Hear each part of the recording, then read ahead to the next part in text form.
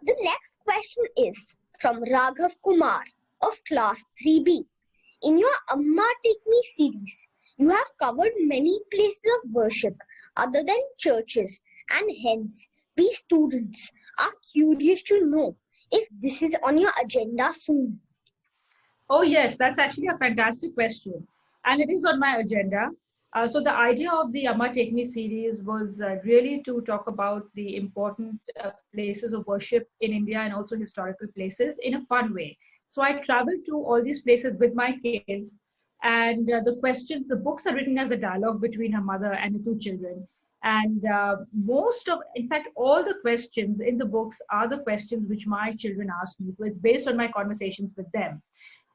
We started with Golden Temple because that's a place I always wanted to go to, and it gives a good idea of the Sikh religion, which is so fantastic. And then Tirupati was the next because it gives an idea of Hinduism. Then Dargah of Salim Chishti has been my favorite place, which I've been visiting since I was 10 years old. So it has a lot of special memories for me, and I have very fond experiences of going back there. And also, I really enjoy reading about Sufism. And the last is Shirdi, which I wrote because Shirdi was a living saint. So yes, to answer your question, a church is very much on the agenda, and we've been thinking of the churches. One of the churches that I really enjoyed visiting was in Goa, which is dedicated to Saint Francis. So that might be one of the books which I might write in the next few years. We have Frog and the Nightingale. I'll read the English and then my Hindi side by side. Okay. So once upon a time, a frog croaked away in Bingle Bog. Every night from dusk to dawn, he croaked on and on and on. Other creatures loathed his voice, but alas, they had no choice. And the crass cacophony blared out from the sumac tree, at whose foot the frog each night minstreled on till morning light. So in Hindi, it is Mendhak or Bulbul.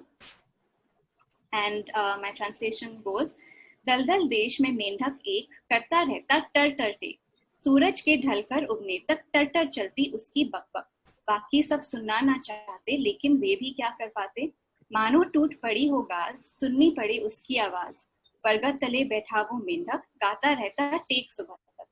Neither stones nor prayers nor sticks, insults or complaints or bricks still the frog's determination to display his heart's elation. But one night, a nightingale, in the moonlight, cold and pale, perched upon the sumac tree, casting forth her melody. Dumbstruck sat the gaping frog, and the whole admiring bog stared towards the sumac rapt, and when she had ended, clapped. मारे पत्थर मारे डंडे ईंट टमाटर साथ में अंडे, उसके जोश को रोक न पाए, मस्त मेंढक वो गाता जाए. आई फिर एक चांदनी रात, लाई एक बुलबुल को साथ, बैठ उसी बरगद के ऊपर, सुर मिलाए उसने तट पर. मेंढक रह गया भौचक्का, बाकी जानवर हक्का बक्का, जिस बरगद से गूंजती गालियां, बजी वहीं अब सबकी तालियां. So you would have noticed that I tried to keep the rhyme and meter of the English poem in the Hindi as well. And that's something that I really enjoy doing. I love working with rhymes and meter, and he has a lot of wordplay and jokes and things that are in the poem which are very difficult to translate, but it's a really की main problem यही है. जैसे English की problem भी वो थी जो आज से पहले 100 साल 200 साल पहले जैसे शेक्सपियर बोला करते थे, वो इंग्लिश अभी कोई नहीं बोलता, राइट? हमने इंग्लिश को जब इतना इजी बना दिया है, हमने इतना अडॉप्ट कर दिया, हिंदी को क्यों नहीं करते? हिंदी को अगर तुम अडॉप्टेबिलिटी बना दोगे, उसमें तुम्हारे पास कोई उसके ऊपर तुम्हारे ऊपर कोई क्या कहना जी, कोई बोझ नहीं है कि मेरे को हिंदी में ही इस तरह ही बोल, तब तुम बड़े आराम से जो हिंदी बोलोगे.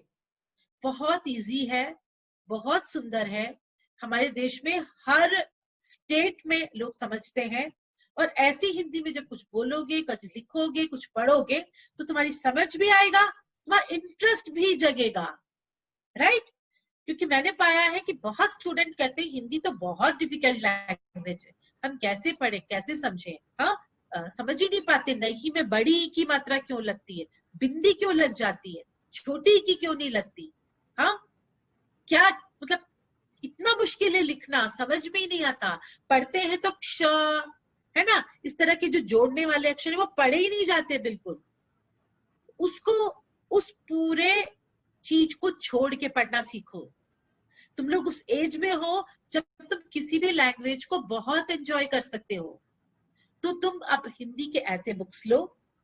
इंटरनेट पे बहुत सारे साइट्स हैं, बहुत सारे ऐसे तुमको मिल जाएंगे जहां तुम्हें हिंदी के बहुत इजी स्टोरीज मिलेंगी, ठीक है, जो आजकल के राइटर्स लिख रहे हैं। तुम्हें फैंटेसी का मिल जाएगा, तुम्हें मिस्ट्री स्टोरीज मिल जाएंगी, तुम्हें भूत की कहानियां मिल जाएंगी, तुम्हें रोबोट की कहानियां, साइंस फिक्शन, तमाम तरह की कहानियां मिलेंगी, छोटे छोटे छोटे इंटरेस्टिंग जनरल नॉलेज के पीसेस मिलेंगे, वो सब पढ़ना शुरू करो।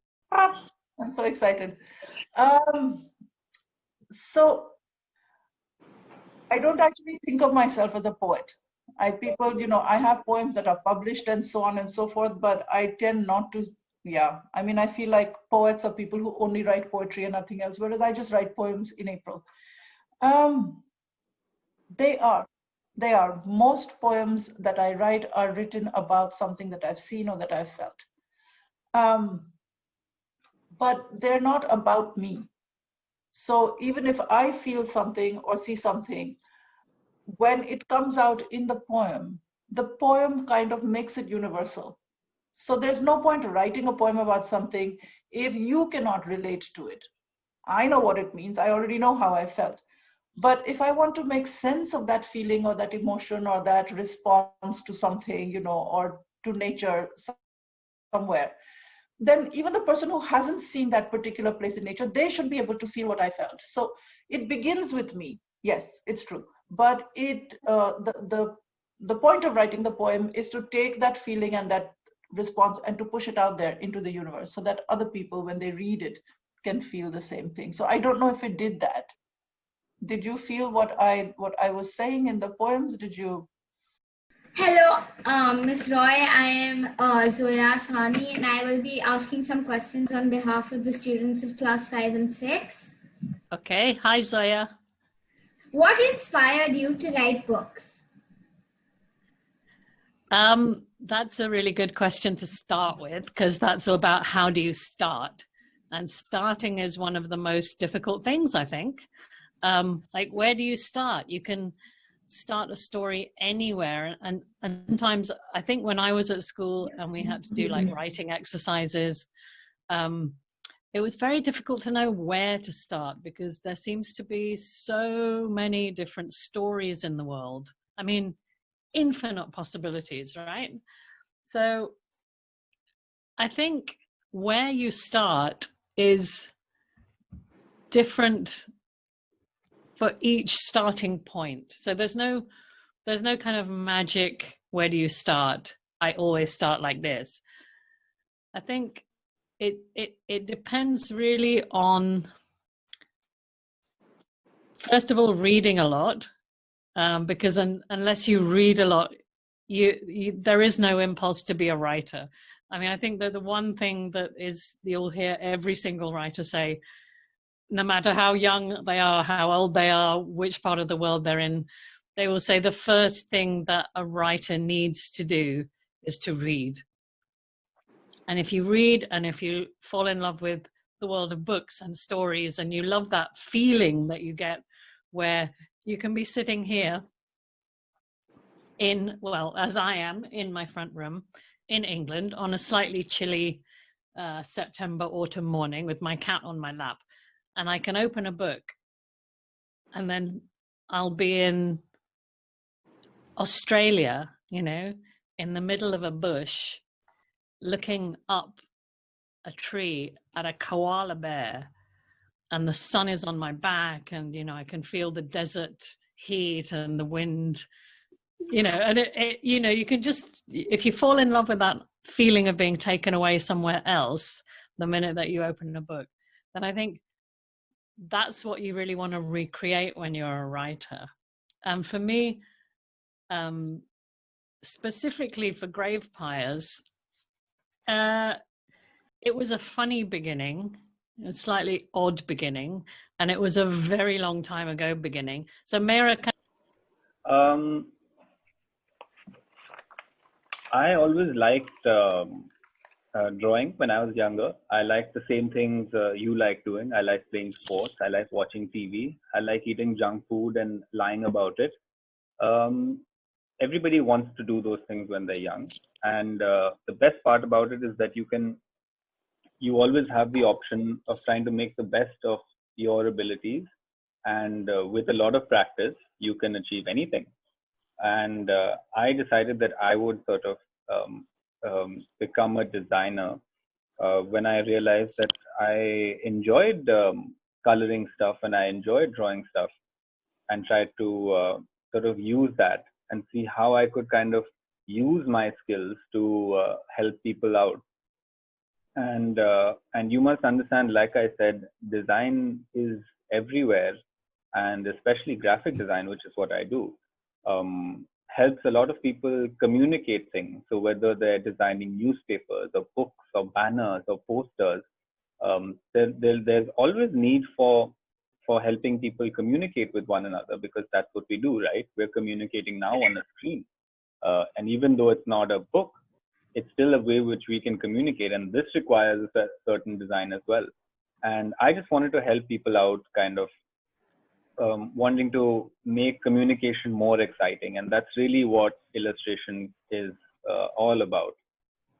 And I think after school I decided that I kind of want to pursue it, and of course I wasn't sure of what I was doing for a long time, but finally I got there in the end, and yeah, that's. मुझे बस ये लगता था कि आपने बहुत सारे जैसे मीडिया प्रिंट के लिए काम किया है, आपने मतलब बहुत सारे टीवी स्टेशंस, आपने अब डिज्नी हॉटस्टार पे भी अपना एक टीवी सीरीज निकाली है, तो फिर आपका मतलब इतने सारे मतलब प्लेटफॉर्म्स पर काम करने के बाद कैसा अनुभव रहा है? आपको सबसे अच्छा कौन सा लगा? बहुत अच्छा सवाल है परम, बहुत अच्छा सवाल है और बहुत मुश्किल भी, क्योंकि हर फॉर्मेट में लिखने की उसकी अपनी चुनौती होती है, उसका अपना मजा भी होता है और अपनी चुनौती भी होती है और उसके अपने संघर्ष भी होते हैं। तो मैं बहुत संक्षेप में बताना चाहूंगी कि जब आप कोलैबोरेटिव मीडियम जो कि वेब सीरीज का मीडियम होता है, जिसमें आप अकेले ही नहीं लिख रहे होते, आपके साथ कोई और राइटर होता है, डायरेक्टर्स होते हैं, पूरी टीम होती है, मतलब वो सॉलिटरी प्रोसेस नहीं होता लिखने का काम आप सॉलिटरी मतलब इन सॉलिट्यूड करते हैं, लेकिन डिस्कशंस और कहानी को समझने की प्रक्रिया और कैरेक्टर्स को समझने की प्रक्रिया, तो एक पूरा उसका एक टेक्निक होता है, उसकी तकनीक होती है जो कि बहुत जो स्क्रीन राइटिंग की तकनीक होती है उससे जुड़ी हुई होती है। And you can't go wrong on those techniques. Even though instinctively you're trying to tell a story, a lot of it is defined by the format and the techniques that you're following. So, a general question, considering you're such a young author, what is it like being such a young author, and how was it sort of, breaking into this industry, and what's that sort of experience been like for you? Well, I mean, for the first question, I don't really know, how to, because I've never been any author other than a young author yet. So I'm not really sure, how I would answer that. But I think that, I mean, first of all, in terms of breaking into the industry, I have to acknowledge, the huge amount of privilege that I do get from the fact that I come from a family of artists already. And, that definitely is something that I need to acknowledge, that privilege, But I think that it was an interesting experience because the fact that I was so young seemed to be both parts a benefit as well as a hindrance, because the fact that I was so young meant that to a lot of publishers, the story I had to tell was unique, and they wanted young authors and new voices and all of those things. But at the same time, I remember after my first novel had come out, The House That Spoke, I read a Goodreads review that said, this book was sitting on my shelf for the longest time, but I just, it actually ended up being really good, but I just couldn't bring myself to read it for a long time because I found out the author was only 15, and 15-year-old me was like, what does that have to do with it? I was like, what am I supposed to do? Be born later? Earlier I was like, I don't understand why my age was a problem. Looking back, I kind of get it. 15 is really young. And if I had to read a book written by a 15-year-old, even I would be like, okay, you should be in school. But, I think that it was definitely an interesting experience, and it's one that I've really treasured. But yeah, in terms of how it feels to be so young, I don't know, because I've never been any other age yet, but I will get back to you in like 10 years. in June this year, you had a solar eclipse, and because all of us were locked up in homes, you might have seen this one. And this is an annular solar eclipse, as you all know. And solar eclipses are pretty rare in our system because the moon is, well, it's close to us, but it's much smaller compared to the sun. So Earth is uniquely placed because many other planets do not have the chance of a solar eclipse because their moons are much smaller compared to our moon, which is here. But then, of course, there are other planets where the sun is so far away so that the sun appears so small that the moon is able to cover it as well. Our planet is quite unique because the size of the sun and the size of the moon, as it appears to us, is almost the same. Of course, it depends on where the Earth is compared to the sun, because the Earth spins around and the distance changes every time, and that's why you get the seasons. And the other thing is because the moon is spinning around, is going around the Earth, and that also, has a maximum and a minimum distance that also keeps changing. But it's a rare sight, and humans have always wondered what causes solar eclipses and what causes lunar eclipses, which are far more frequent. In fact, on that day, one of our assignee astronauts, junior astronaut, had sent this photograph from Dehradun. We had done a photo competition, and this was the award winner. And as you can see, there's a ring of fire around the eclipse, around the annular eclipse, and that ring of fire is the sun peeping, from the moon. So there are three kinds of solar eclipses, as you know. There's a total eclipse, where the sun is totally covered by the moon.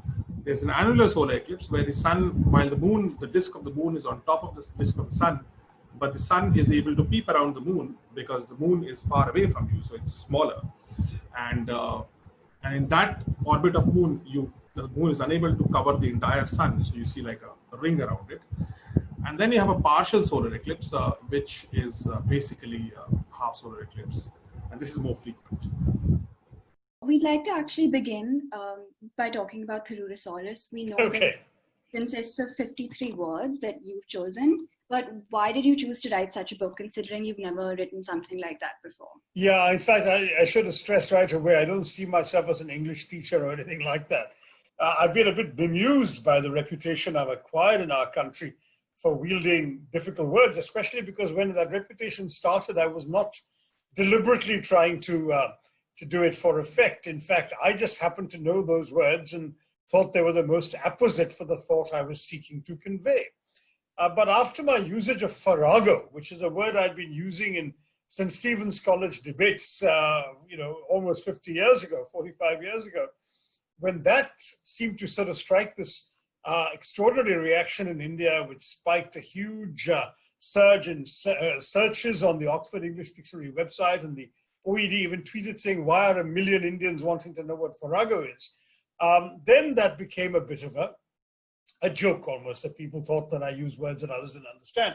And I began turning that around even to my own advantage. So when I wrote my book, The Paradoxical Prime Minister, I deliberately tweeted, this book is more than just a 400-page exercise in fluxi nosi nihil purification. Now, obviously, I knew no one would necessarily know that word. It simply means the act of estimating something as worthless. But by using a deliberately long and obscure word, I got attention for the tweets and therefore for the book far more than I would have if I had simply said, I've got a new book coming out. So then I began playing along with the joke a little while. And then the publisher of Penguin India, Meru Gokhale, proposed the idea for this book in the rear seat of a taxi cab in Jaipur, as the two of us were heading to an event of the famed literary festival there. So she said, let's combine your name with the words Tyrannosaurus, since so many are terrified of difficult words, and Thesaurus, and so many people want to be able to look them up. And I kind of laughed it off. I'm not going to write a language book. But she persisted. I began to think it might be fun to do after all. In fact, for a brief while, a Sunday newspaper in Delhi also wanted me to do a Word of the Week column. So I kind of combined both. The column stopped, but I did the book. And I have to say, it just reflects my delight in words. There was no particular reason for the final choice of the 53 words.